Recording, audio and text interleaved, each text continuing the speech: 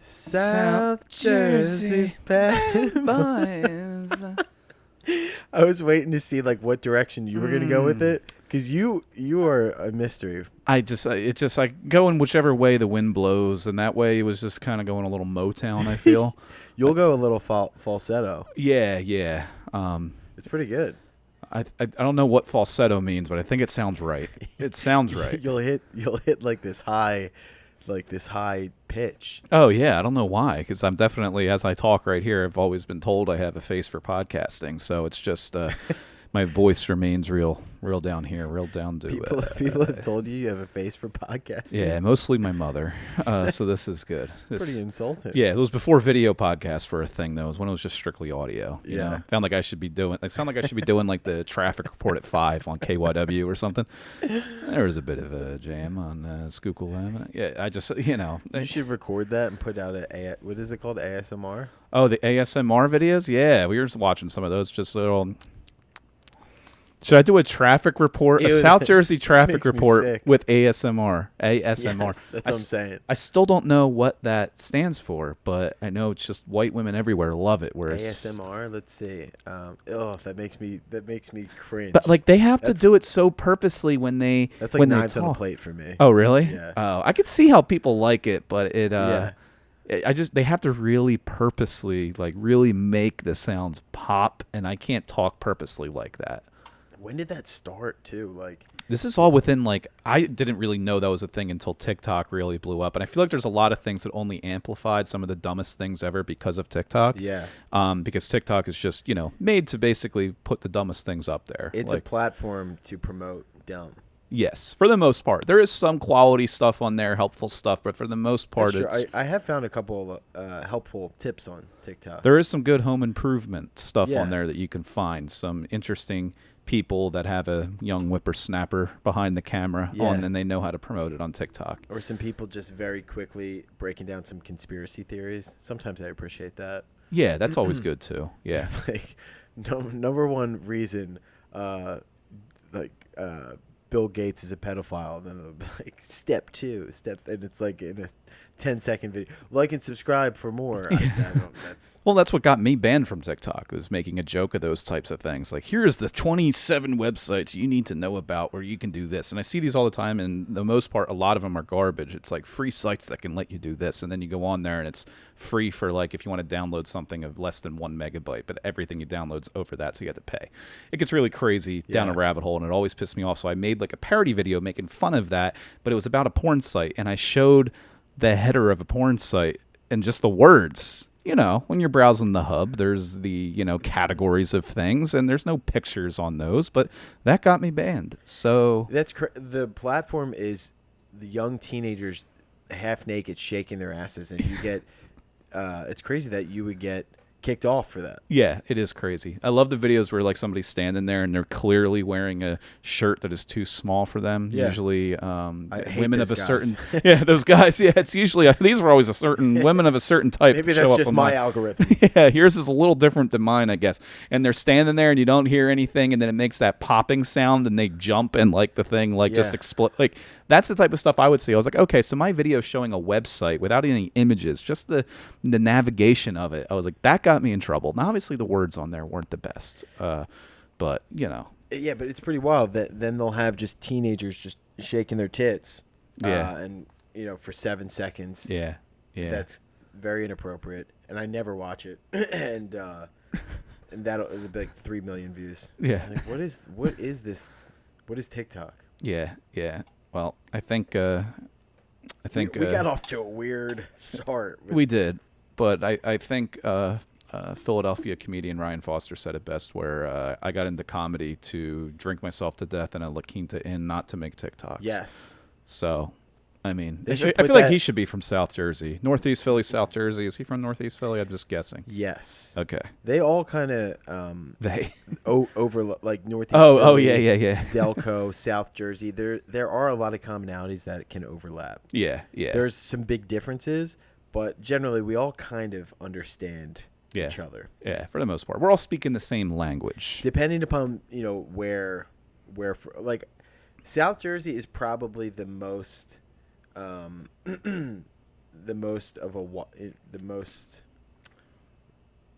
wild card because there's which we can get into.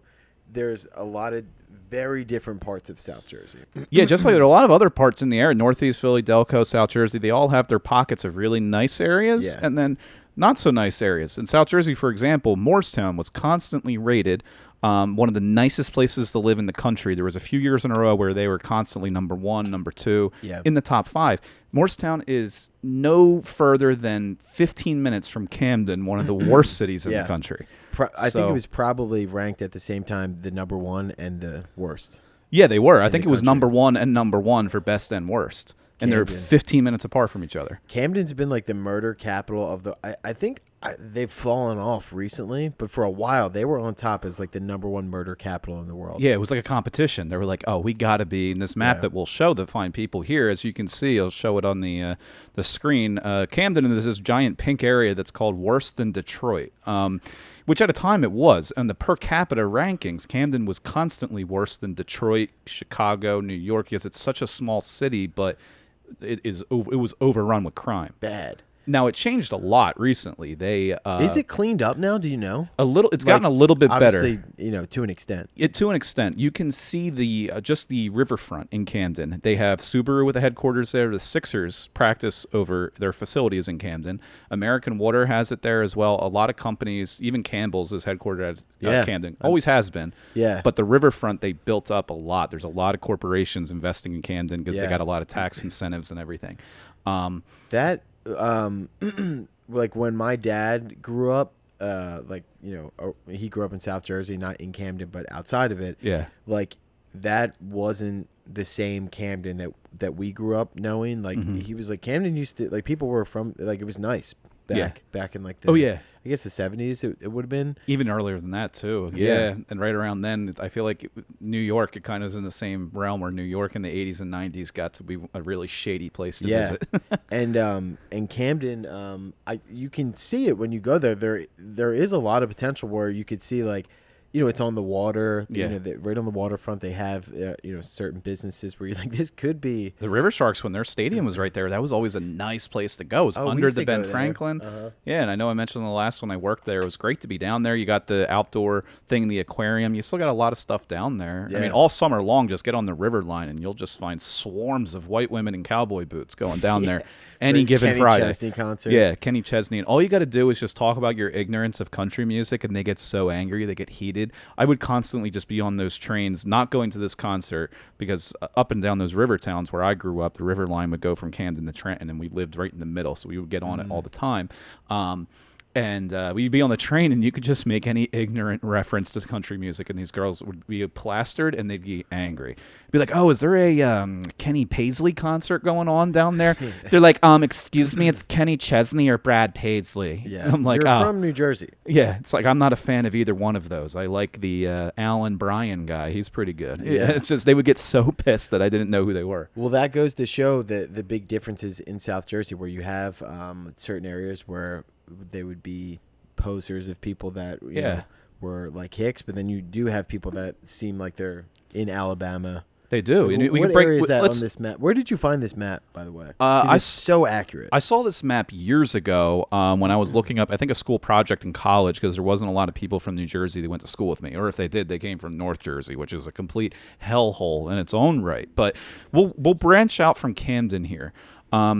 I grew up right above the worst in Detroit, to the right there, in crumbling industry, right to the left of Burlington. And it is a lot of crumbling industry. This is like, you got Palmyra, Riverside, Delran, Edgewater Park, where I grew up. You got Burlington. It goes up to Florence. That's all right in there. And it was a lot of blue-collar factory kind of towns in a lot of ways. I wouldn't say all of them, but Riverside is very blue-collar. Burlington was for a long time. A lot of old crumbling factories. And there's not much going on. There's not a lot of nightlife. There's not a lot of, cute little, Morristown, Main Street, Collingswood, like downtowns. It's not like that. If I had to guess, it's probably a lot of VFW dive bars. You're damn right. We did a show at the VFW in Delran, which was technically in Riverside. That's exactly what I'm thinking of, where I'm like, this, this probably is a great representation of the town.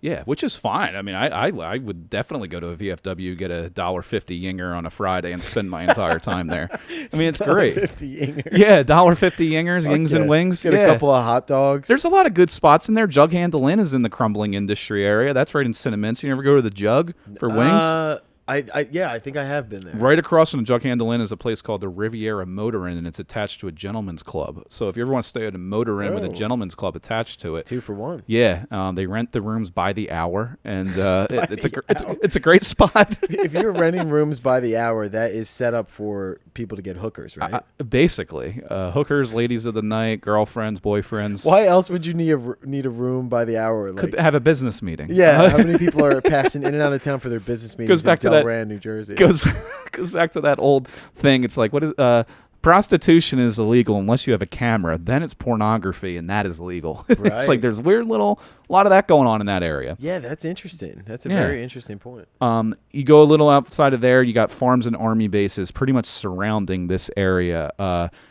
Farms and army bases is right because you like Leisure Town, even down to Pittman, which is down in Gloucester County.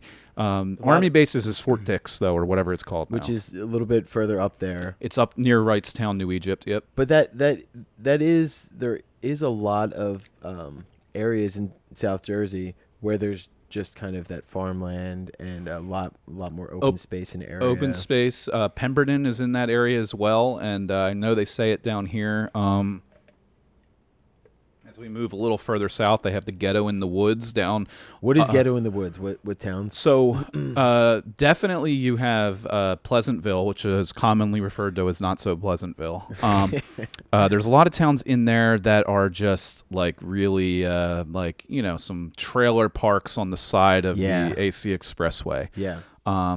Ghetto in the Woods, I like Hood in the Woods. Pemberton, which is up near Browns Mills, is that's definite Hood in the Woods. Pemberton used to kick the fuck out of us in football. I think it was Pemberton.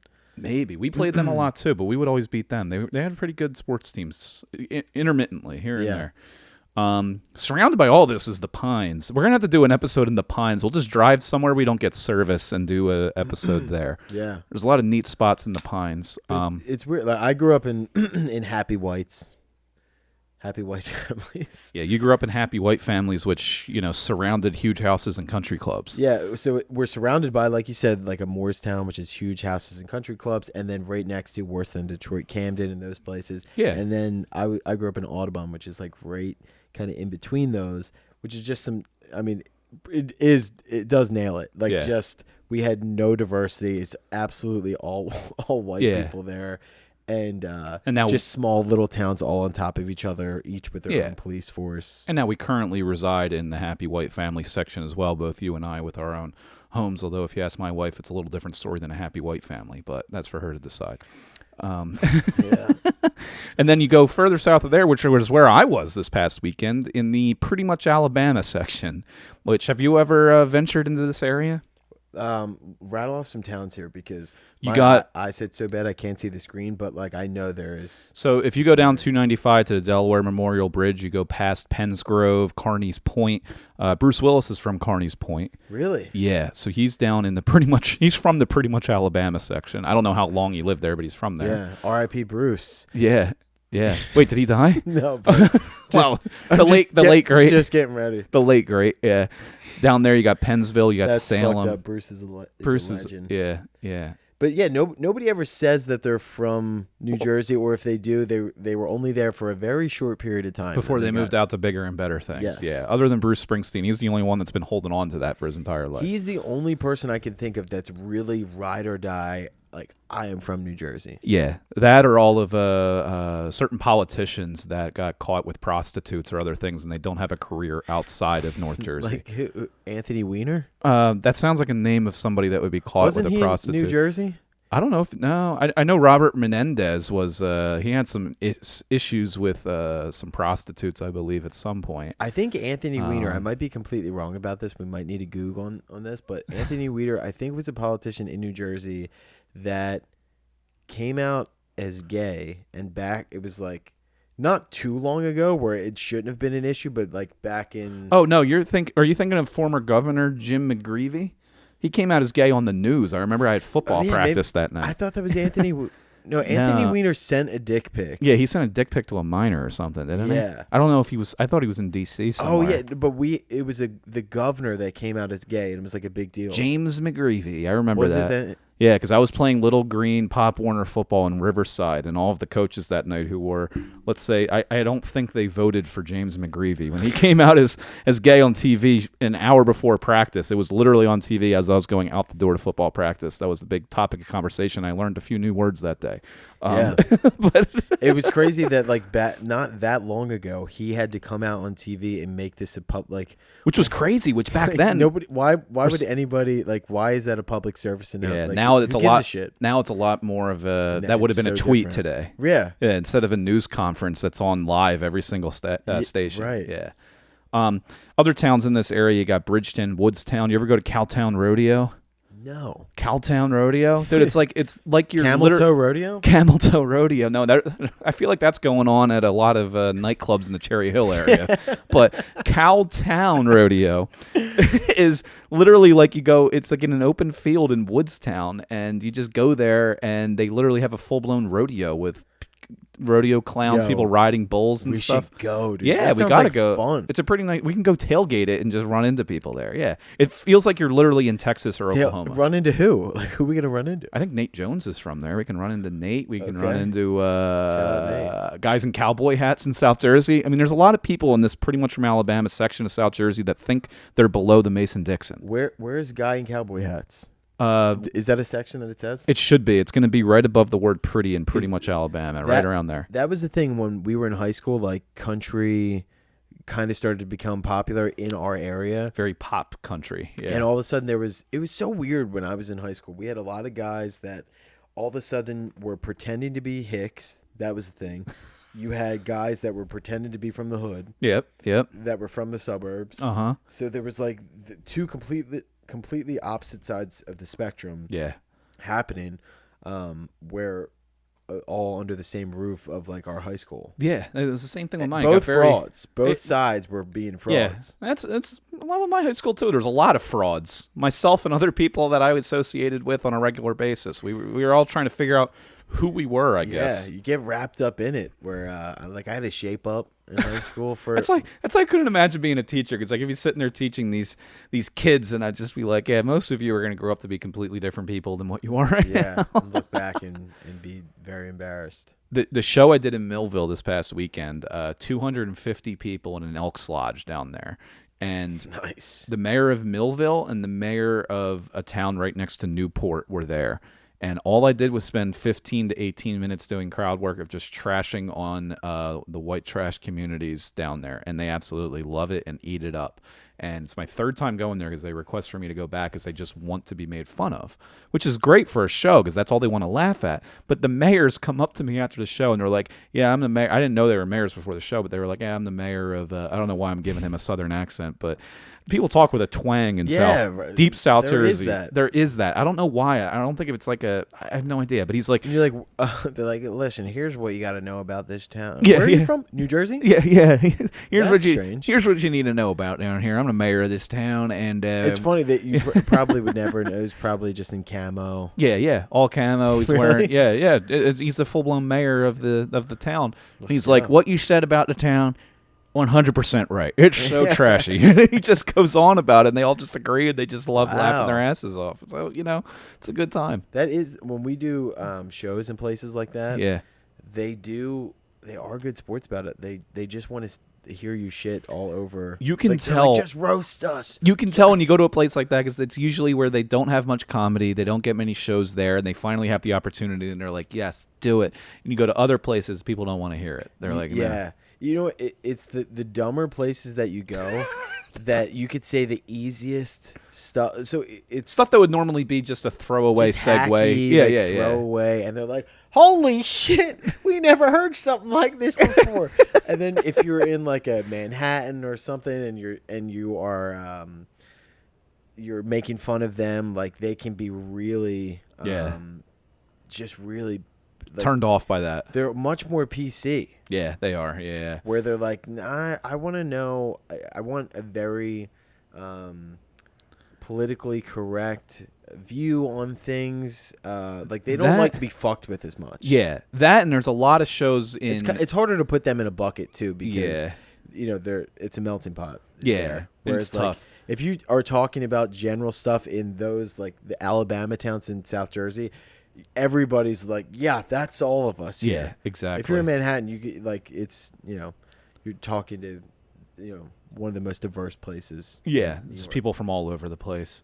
And then you work your way a little more east from South Jersey. So South Jersey, you got all the stuff around Philly suburbs, pretty much Alabama. Swamps and Toxic Waste is like what are those? That's where my wife works in that area, pretty much. Which is it's a lot of manufacturing plants, things like that. There's oyster fishermen down there. It's a lot of marshy kind of. Not many people live down there. Better be careful. You're gonna give birth to Men in Black. Exactly. Baby. Octopus pop out. That's what it looks like down there. Yeah.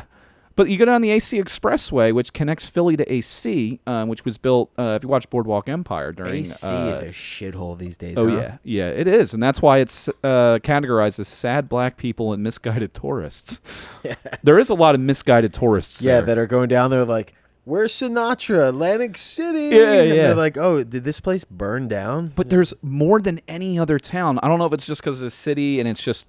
They have an airport. There's a lot of mass transit that goes there. You will see more people from out of the country on the beaches of Atlantic City than any other Jersey Shore town. I can guarantee it. And that's why there's a lot of different types of food and just the people on the beach. It's a lot different. Everybody is on the same page in Ocean City and Sea Isle as far as beach etiquette goes and what you bring. But in Atlantic City, you'll see full families just go out there with like literally one towel and then they kind of look around like, all right, what do we do next? We don't have chairs. We don't have an umbrella. Like a 6-pack, like a couple of loose beers. Yeah. There's no setup. There's no beach etiquette setup. That hurts like bachelor and bachelorette parties that have no beach stuff and they're just wasted running into the beach and then a lifeguard has to save them. I've never seen more lifeguard saves anywhere than Atlantic City. Really? Yeah.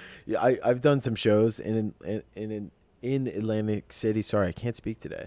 And you really go in there and it looks like a ghost town. Like you're like, it looks like Walking Dead, like it's been completely deserted. Especially at night after you get out of a nightclub or a BYO strip club right off the boardwalk. Shout out Stilettos. Very specific. Very nice, reputable establishment. 3 a.m. Boardwalk is a little, I once hung out with a bum named Kevin the Bum is what he went by on the boardwalk. He calls himself Kevin the Bum? Yeah, he did. I don't know if he's still alive anymore. This was... if I was a betting man in Atlantic City... Me... I am putting money on Kevin's dead. Yeah, Kevin the Bum is possibly the late great Kevin the Bum. Rest in peace, Bruce Willis and late great Kevin the Bum. The late worst. He was on the boardwalk and we hung out with him somehow and he wanted us to buy him some alcohol. We were like, oh, we're not 21. He's like, that's not a problem. We go into a liquor store. Like, I know. That's why I'm doing He's this. like, you have a better chance of getting liquor than I do. So we bought him a $4 plastic handle of brandy from a liquor store. He chugged the entire thing. Chugged it? Chugged it right there. And then he's like, all right, now I need a Lucy. So we asked the guy if he had a loose cigarette and he's like, yep. How big was this? It was like one of those like plastic handles, like a Mad Dog 2020. Oh yeah, dude. Just downed it. Remember Shoe Nice, the guy on YouTube? Yeah. It was like that. Shoe Nice was a legend. He died, right? No, he's still alive. No, Shoe Nice died. I'm almost positive. I saw him pop up on TikTok before way. I got banned. Yes. Was it maybe a conspiracy that he was dead all the... I think it was, yeah. Really? He should have been dead after eating all those sticks of deodorant. Can I Google this real quick? Google it. I've been under the impression for these years, and this is important to me, that Shoe Nice was dead. Shoe Nice is alive and kicking. This is really eye-opening for me. So Kevin the Bum and us, we parted ways, and he got very angry about it because he wanted us to split a prostitute with him. And that was at that point. We're like, all right, this isn't split a prostitute. Like he wanted us to, like me and my buddy, to put in $50 for like the three of us to have a prostitute for $50. And I was like, well, that's you just all pass her around. I guess so, for $50. And we're like, yeah, that's not exactly our cup of tea. So we kind of just ditched him, and he got really angry, and then he got into a fight with somebody on the sidewalk, and that's the last we saw of him. So Kevin the Bum, if you're watching this, we miss you. We'd love to have you on. Give us a call from a payphone or an untraceable line, wherever you can get one. They would be great. Dude, I can't really find anything right now, but I was positive that Shoe Nice. I mean, I'll put a disclaimer over this, whether or not he's confirmed to be dead, and I'll cite the source. If he's not dead, dude, that is crazy. I've seen him eat an entire can of dip, 12 like whole eggs with the shells, an entire thing of like he ate the inside of a stuffed animal. I mean, a whole thing of Listerine. Jeez. Like, it's crazy to think that those aren't even some of the best ones. Like he's eaten unfathomable things. Yeah, it's crazy that he's from Gloucester City. Is he really? No, but I think it's a passable thing, right? Yeah, I would not be surprised. Outside of Atlantic City, though, you've got some other towns like Brigantine, Ocean City, Sea Isle. They're in the gaudy summer home area. That nails it. I mean, like especially nowadays, if you have a house in those shore towns, you got some quiche. Yeah. That, and it goes up to LBI there as well. LBI is very nice. Yep, all those LBI and which is crazy. Like back in the day, if you were smart enough and you bought a shore house in Sea Isle, for maybe like 80 to 100,000, now it's probably worth $3 to $5 million. $3 to $5 million down there.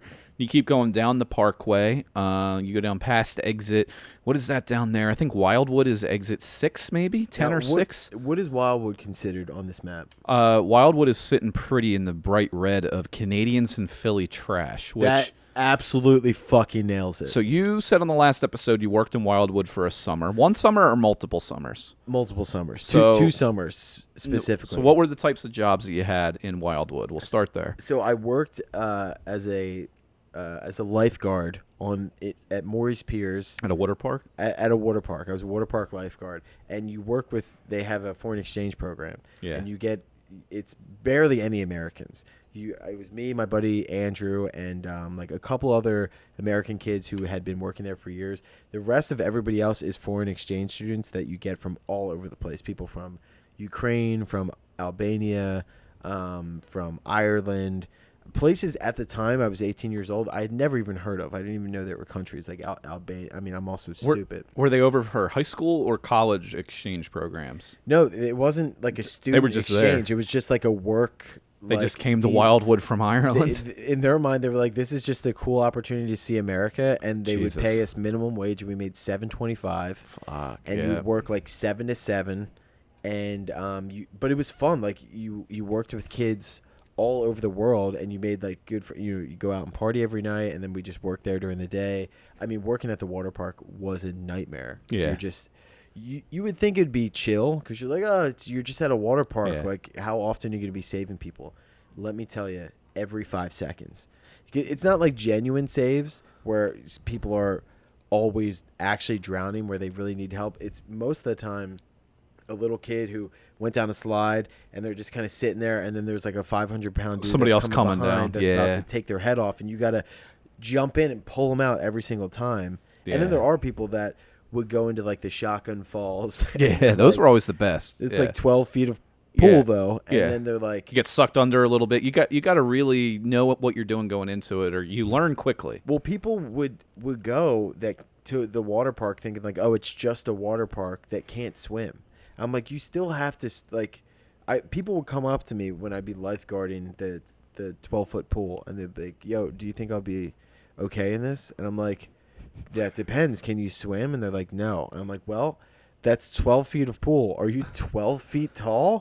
Then no, don't jump in. You know what I mean? Like that's always the fun. I don't know how they wouldn't get it. I don't get. That's crazy because I was a lifeguard at a pool for multiple years for the summers, multiple pools.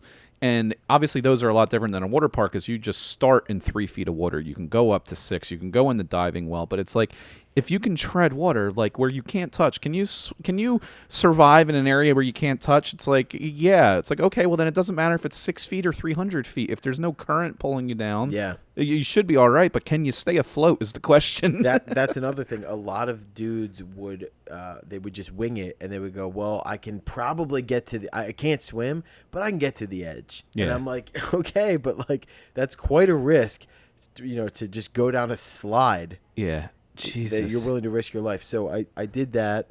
A lot of fun. But there's it says Canadians in Philly trash. So when I worked at Dairy Queen, the next summer I worked there for the next summer, and I worked on the boardwalk, and you just get all the people that are on the boardwalk.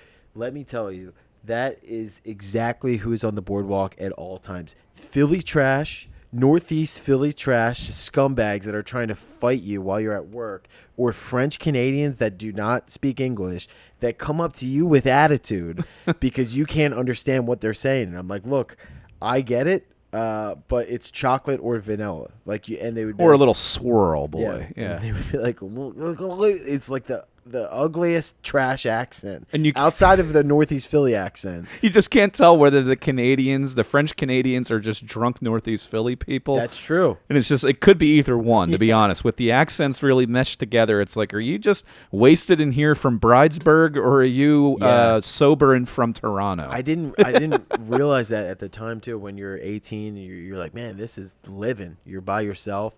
And it's just like kids from Northeast Philly that are with shape-ups that are trying to fight you the entire summer because you're from New Jersey, and vice versa. Like people from Jersey are trash too. I'm not saying it's just you're young and you're hotheads, and for some reason you there's a territory battle. And then the French Canadians were like some of the rudest people that I would meet down there. Everybody else from the other countries. In Wildwood. So it's not speaking for all French Canadians, but the French Canadians that come to the Wildwood Boardwalk were some of the worst people. But people from all the other countries were fine. Ireland, from Albania, from Ukraine, from where else? Yeah, from Spain. Oh, interesting. Yeah, every time I've been on the Wildwood Boardwalk, it's been a mix of just dudes in wife beaters and women in pajamas pants, and they're all smoking. You know, the kids have the packs of cigarettes. Philly for the most part. Yeah, and I guess I try not to talk to people while I'm there because I'm not working on the thing, or but I did when we did do a show there one time. There was a couple sitting upstairs in this bar area where we were doing a show, and the one guy had an accent, Scottish accent, and the girl didn't. So I started asking them like what the deal was, and we started going down the thing, and I eventually figured out this was the summer after the pandemic began, so months after everything hit the fan. And they're like, yeah, we met on a Scrabble game. They were messaging each other through an online Scrabble game on their phones. That's love. And he decided to come over from Scotland months after the pandemic began to get into the country to meet this girl at the Newark airport in North Jersey and drive down to Wildwood for a week. And they spent one of those nights at a comedy show on the boardwalk. I was like, what is wrong with both of you? Like, let me roll the dice on this Newark, New Jersey. Yeah, it's like you're messaging through a Scrabble app. You can't see pictures of each other. I'm sure they connected elsewhere, but like, Jesus, they were good-looking people too. Really? Like, yeah. I was like, Jesus, what the hell? That must have been the reason. I doubt it was for her Scrabble score. She's probably spelling everything wrong. Oh, yeah. Like, look, she's got a nice set of tits. Yeah. She's playing a little Scrabble here, runs an OnlyFans over here. I'll risk going country lines. Yeah, risk country lines and risk this girl being under 18, too. I'll risk going abroad. Yeah. Going abroad for a nice broad. Rack. Going abroad for a broad. What can you do? Yeah. And then I don't even know if this counts as South Jersey or not. I kind of count it as the dividing line of Trenton, and they say Trenton is sad black people and corruption. It's about right. Capital New Jersey right there. Now, where would you say is South Jersey? I've always cut off the state. Trenton, straight across to Seaside Heights. I guess it's not straight across, but like that's what divides it. I would cut South Jersey at Trenton in my mind. South Jersey, like Trenton is as north of South Jersey as you can go because that's where it's a mix. There's a lot of New York fans and stuff there, but like if you go from there, because it's right in the armpit of the state, and just draw a line to Seaside Heights, and it's kind of a slant, but that is Seaside. I never fucked with. In my mind, when I was growing up, that was North Jersey people. Yeah, and people from like Staten Island and New York. Yeah, where I grew up at, that was the closest shore town because that's straight across from Burlington. You know what? I didn't realize, but like, yeah, that is just as close as like a Wildwood or but for whatever reason take a couple of roads. Seaside and LBI were the closest for us. Meanwhile, for people down where you grew up and where we live right now, you can hop on the AC Expressway and the closest is like AC and the places that border AC. It's for whatever reason, people from like Northeast Philly and South Jersey, they just had this absolute love for Wildwood, New Jersey. Just going down and going a little south of AC. Like that's where like Wildwood's just Philly heavy. Yeah.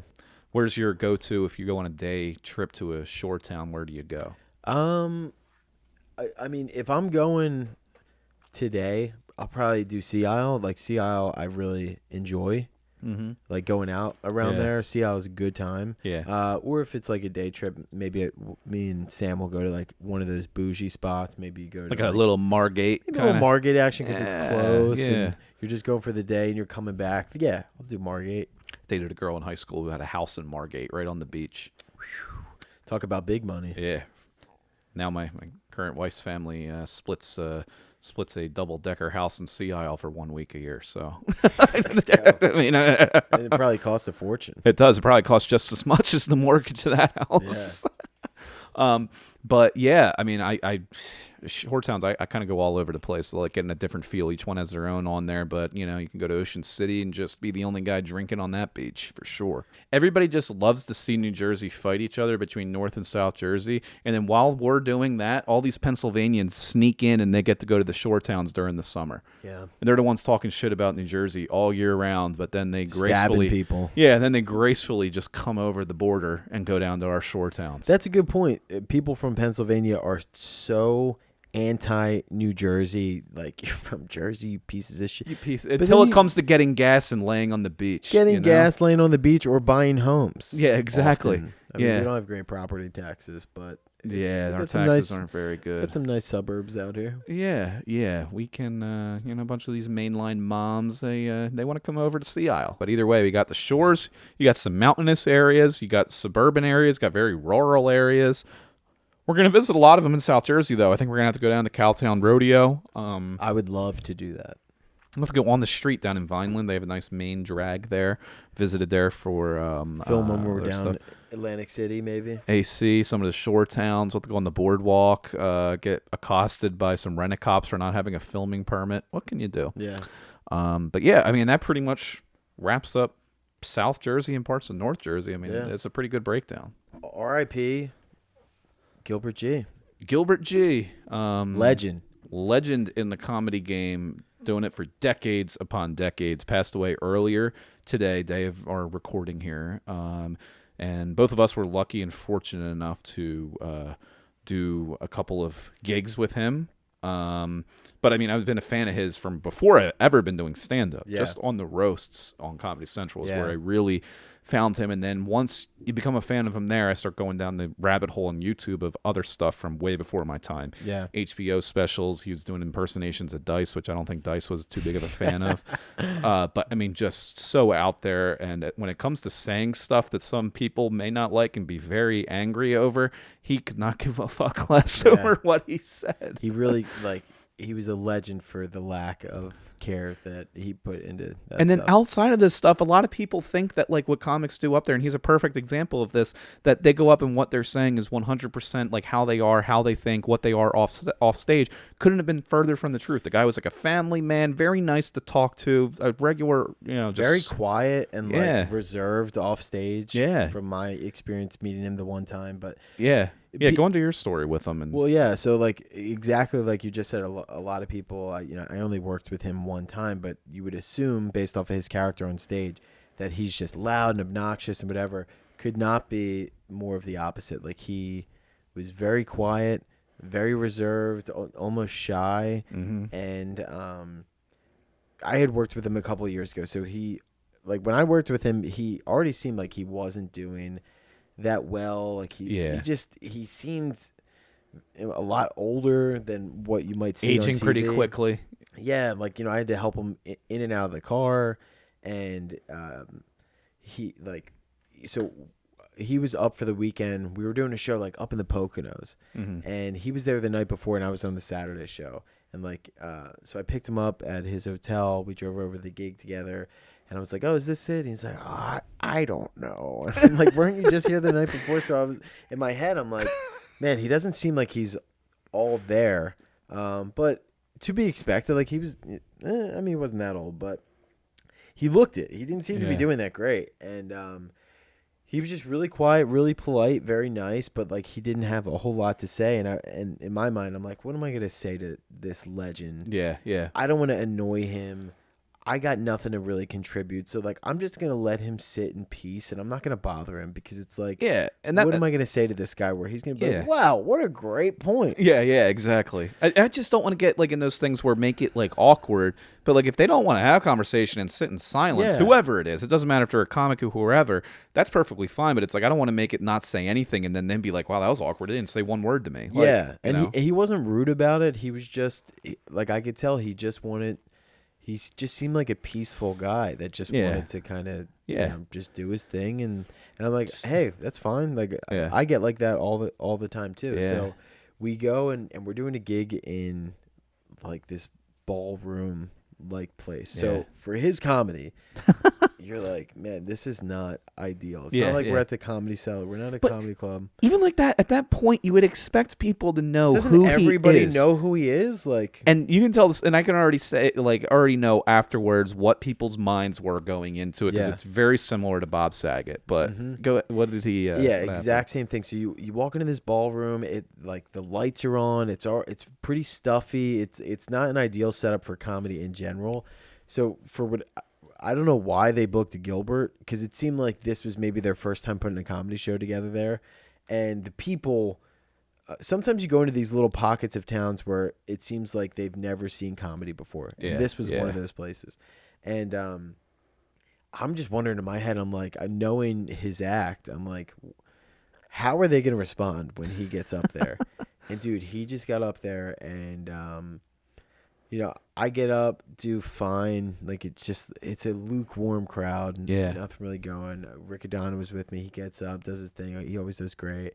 And then Gilbert gets up there and just slowly kind of gets up there, doesn't give any room for banter or anything, just gets right into it. Right, it says like the dirtiest joke imaginable up top. He just sets the precedent right here. Dude, honestly, for the first 10 minutes, it was borderline awkward because oh my god, you could tell looking at the audience, they for somehow like didn't know him or what he did, and they weren't expecting him to come up there and say that. Yeah, he's like this feeble old guy who just comes out and he's just firing, dude. But like it does not faze him at all. Yeah. And you just see him going in and he's going, and then he starts digging deeper and he's doubling down and he's getting dirt, and now he's catching them. And it's like this wave of emotion with the audience where they understand what he's doing and who he is. Yeah. And it's getting bigger laughs and bigger laughs. And it was the coolest thing to see. It didn't faze him at all.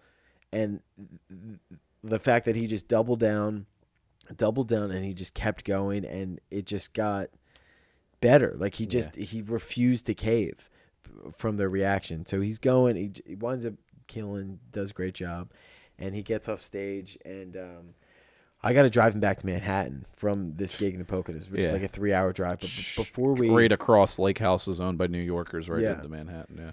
And so I like kind of help him like off stage. He's like, he just, you know, he doesn't. It was funny because before he got on stage, I'm wondering like, is he as mentally sharp? Because physically, he didn't look great and whatever. He goes up and does an hour on stage though. You gets up, does an hour, and like doesn't, he's got it tight. Yeah. And but I'm like, who knows? Maybe he's been doing it for so long, just completely hasn't memorized. And then he waits around for all of his fans to come up to him afterward, and like he'll sign autographs for people, and he was talking to people. But then you get a lot of people that are trying to one-up him with like, oh, let me say the dirtiest joke to Gilbert Gottfried or show him how funny I am. I'm sure headliners deal with that shit all the time. Oh, yeah, they got to all the time. And people were drunk at this point. You get this one guy that is absolutely hammered. He comes up to Gilbert, and he's like, I forget what he said. Gilbert had like a golden shower joke. And he tries to do like some shitty callback where he's like, hey, you're so old, you probably couldn't even get it up to give somebody a golden shower. And without, like, Gilbert's like, oh, like for most of the night, like, thank you, Sean. Like, he's so old. Without skipping a beat, he just goes, no, but I can take a shit on your chest. And so, dude, so quick. And I'm like, oh, he's completely there and with it and just whips it out when he wants to. Yeah. Like, he had it ready to, like, he was sharp. Yeah. And I thought that like he just doesn't feel like doing it all the time. It's probably just a lot of energy for him. but he just whipped it out. Yeah. And just absolutely crushed. This guy was awesome. Because he absolutely has to get into doing that voice. But I'm sure after you do it for so long, I mean, the stories that he probably has, which I know he has a lot of them. I used to listen. I mean, there's so many podcasts now, but I used to listen to his a while back. It was Amazing Colossal podcast. Yeah, that was good. It's great. Like he had, a bunch of people on there. It was always great. Artie Lang on that. It was so funny. Yeah, really good ones. But I know that he was recently on Rogan. He was there when he was doing Skankfest. He went to Texas right after he did the show that I did with him. And he went right down there and did that stuff, which is great, that he got on there. Because you have like 2.5 hours of him talking, and there's a lot of the same, like, oh, I don't know. There's a lot of those. I heard Rogan ask him where he was like, what is your writing process? And when I was in the car with him, like we were in there for 3 hours, and I told him, I was like, dude, it's the only comedy question I'm going to ask you. But I was curious. I was like, how do you write your jokes, because they're so obscure and so him. Yeah. I was just curious, and he just was like, "Oh, it's been a long time since I've done any new writing." And I was like, "All right, well, I'm not gonna bother you." Yeah, I'm sure somebody that's been in it that long, that's like how many times they get that type of question, which is definitely an intriguing question. Mm-hmm. It's just probably like the main one that he gets. So it's just like, but yeah, I mean, we did this show with him at old Soul Joel's last show under the dome, end of October. It was October 30th, I think it was. And he did 2 shows, did like 45 or so each one. Yeah. Still crushed it. But there was definitely people at that show as well that weren't 100% certain what he was or who he was. Which makes it so much funnier for other people that do know him. Where these people don't. And he just kept digging deeper into it because I'm sure it was amusing him as well. Yeah. But like somebody that's at that level, like he's definitely a celebrity. He was on The Celebrity Apprentice. I mean, you saw what he was like on there. But like there's people that will just come and it's like, oh, I know that name, or they were known for something. Let's go see them. Yeah. But it's like, same thing happened with Bob Saget. He was on Full House. Let's go see his stand-up. And then he comes out of the gate talking about fingering Kimmy Gibbler. Like, that's who he is as a comic. It's not what you see on TV. Right. Gilbert Gottfried did The Parrot in Aladdin. So, like, it's a little different. In the show, you could definitely see he needed help up on the stage, was definitely sharp and with it, though. Like, he was great to talk mentally, to. he was so sharp. And, just a little fragile, it kind of seemed like. Yeah, which, very skinny and I think that's frail. What it was. What he died of was a rare muscular type of disease, something like that. But the funniest thing with him, not even a direct story, is that night was great talking to him very intermittently in between shows was fun and everything. Very nice guy. The whole wedding speech, though, that my buddy did at my wedding, which I covered on the Hungry for Some Leftovers podcast, but essentially what it boils down to was that me and my buddy loved watching the roasts growing up. They would air on Sunday nights at like 9 or 10 o'clock, and we would watch them, and Gilbert was on most of them. Yeah. And the Bob Saget roast, he went up there, and he just did this one bit where he was accusing Bob Saget of raping and killing a girl in 1990. And he said it at first, and Bob Saget was just like, what the hell? He's like, I can't believe we're roasting a guy who raped and killed a girl in 1990. And then people were like, wow, that's pretty shocking. And then he's like... to commit to that, and like knowing that not everyone's going to get what he's doing, and he just kind of played it serious and just kept going. And he just kept going, and he's just like, why should we even show just a Bob Saget who raped and he starts pounding on the podium. Nobody like him. Yeah, just starts screaming, raped and killed a girl, and he says it 5 or 6 times within a couple of minutes. That's what he would do. Like, he'll take a bit and he'll just keep doing it until like you get on board with it. And he is one person that no one will say is hacky for using his voice and like not so much because there's a punchline in there as well, but then his voice just amplifies it. Yeah, and his joke writing was incredible. Yeah. And the angles that he would take, it was kind of like Norm in a sense too, where sometimes it would be anti-comedy. Yeah, in a way. It just was so much fun. Like, and his Aristocrats joke. Yeah, I mean, one of the best things you could ever watch. If the Aristocrats is a whole documentary movie, which is filthy, but I would highly recommend you watch it because Bob Saget's in there, George Carlin's in there, Jon Stewart, Gilbert Gottfried, people that you don't even know as stand-up comics that work in entertainment and comedy and have moved on. Like, I think Whoopi Goldberg has a small thing in there maybe. Mm-hmm. They all know that joke, and Gilbert was famous for it. I got to see him do that. I have a signed copy of his DVD of Dirty Jokes, which is the dirtiest street jokes ever. All this stuff is great. Yeah. But that R&M in 1990. I like to abbreviate that as it's a common thing I use in everyday talking to people. The old R&M, you know.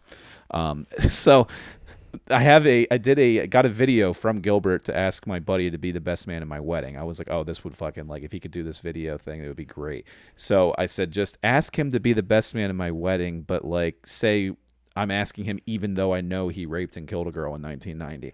So he did the entire thing in a normal voice on the video, and it was even funnier in a normal voice because it sounds so casual. Yeah. So then my buddy brings it up in his best man speech about how I asked him to be my best man through our favorite comedian, Gilbert Gottfried. But without any context, he just says that he asked me to be his best man even though he raped and killed a girl in 1990. I was there, witness this in front of your entire family, never having done public speaking or like, trying out a joke, and that is the one. Can we play that on here? That was the funniest moment of my life. I am going to slide the video in right here. Yeah, comedy has always been important to us. When Dan asked me to be his best man, he actually got one of our favorite comedians, Gilbert Gottfried, the parrot from Aladdin. The original, not the live-action remake. Anyway, shit. It was really touching hearing that loud, high-pitched, shrill, ear-piercing voice telling me that Dan wants me to be his best man, even though that I had raped and killed a girl back in 1990. Yeah, Dan, you're supposed to keep that a secret, all right? With all that being said, Rachel, let me just say that you look absolutely stunning tonight. He decided to just whip that out in a best man speech with no context. And that was so funny. 175 people of friends and family. Everybody on both turned sides. around, like me and Sam were like, what did he just say? What did he? You got to give it to him because I don't think I have ever mentioned rape and murder in my act. No. And he did it during the best man speech in front of your grandparents. It was... It's great though, and then he powered through, and then the next line was like, "Rachel, you look so beautiful." Yeah, what a segue! That was the funniest part of the entire thing. Rachel's 13-year-old niece turned to her mother and was like, "Is that true?" There. People doing math in their heads, like, "Wait a second, they were born in 1992. How did he commit a felony in 1990?" Yeah. It was so funny on so many levels, and all because of Gilbert Gottfried making a roast joke at the Bob Saget roast. So dude, he did this one last thing I'll say about Gilbert that I remember from the gig that I did with him. Again, in banquet hall, kind of stuffy, and he does this joke where I'm gonna butcher it to an extent, but it was like he was talking about some governor, some like recent governor that had been charged with conflict or with interaction with a minor or a governor. Yeah, some governor. I forget who, but it was like some sort of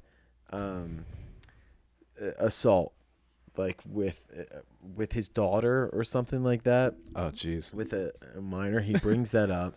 Again, I'm sorry, I'm completely fucking butchering this joke, but he goes, "This governor sexually assaulted his own daughter by doing whatever, and I crossed the street with my daughter, and she won't even hold my hand crossing the street. If only I had more confidence." I think he led with that. Like one of the dirtiest jokes I've ever heard in my goddamn life. I remember hearing that. Like I've heard him do that if joke. Only I had more confidence. Yeah. So fucked up. The writing of that, the wording, the everything. And obviously, like I said, I completely butchered it. But like with the premise and the punchline, that was the general idea. And you got to look up his stuff on YouTube because there's tons of it from 30 years ago till like 2 years ago. Yeah. Tons of stuff out there on him. Hulu has a great documentary just called Gilbert, which is a very look into his life personally with his wife in their place in Manhattan. Yeah. All the stuff that he would hoard I dropped from him hotels. off there. Yeah, it's a nice spot right next. Really, really nice spot. Yeah, and he was really nice. He was like, "Hey, do you want a picture before?" I was like, "Sure." And we snapped a picture in the car and snapped a selfie. But R.I.P. Gilbert. Yeah, R.I.P. Gilbert. Watch the documentary Gilbert on Hulu is great. YouTube it, go down the rabbit hole of it, and another legend. You got Norm, Saget, and Gilbert, who were like a trio together, that all within the same year. Yeah, which is wild. And I don't know how many more I could take of these legends. Yeah, just three legends, man, for sure. In the comedy, comedy game. But yeah, keep on supporting live comedy is the best way to do it. So I think I'm all out of this White Claw here. We'll pour out a White Claw for some people it's a 40, other people it's a White Claw. What can you do? I gotta piss. But yeah, we should wrap this thing up then. So, yeah, I mean, this is a two-topic type of thing. We went maybe a little over, but either way, good stuff. And, keep on tuning in. See you guys next time. Yeah, we'll see you.